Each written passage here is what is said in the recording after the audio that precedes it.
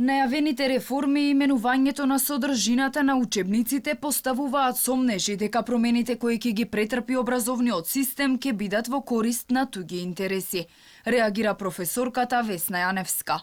Според неа, тоа што министерката вели дека дигитализацијата е добра за брзи и ефтини корекции на дел од содржините, е само превес зад кој се крие остварувањето на ветувањата на владата во договорите кои ги подпишува. Корекции би се правиле по различни други потреби, кои не верувам дека ќе бидат во корист на државата Македонија и македонскиот народ.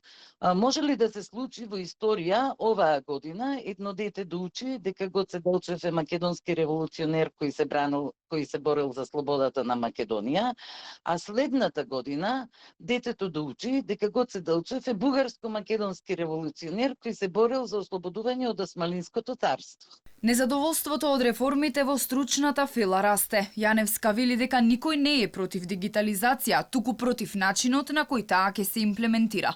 Предлага да се оди чекор по чекор со пилот проект, најпрво во училишта каде има услови за такво нешто. Дополнително што загрижува, коментира Јаневска, е нерамноправноста која ќе се појави помеѓу децата. Оти едни ќе учат од скапи уреди, а други од печатени скрипти. Најстрашно според мене е тоа што децата ќе се доведат во нерамноправна положба.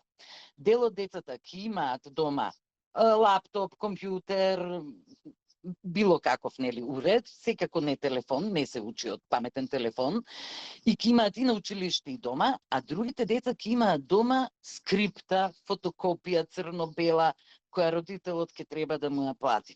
Во меѓувреме, бојкотот на дел од учениците продолжува и денеска. По притисоците од Министерството за образование се согласија утре да се сретнат со представници на граѓанската иницијатива која е против дигитализација. Ке се одржи работна средба помеѓу дел од родителите и стручниот тим кој работел на новиот предлог закон за образование.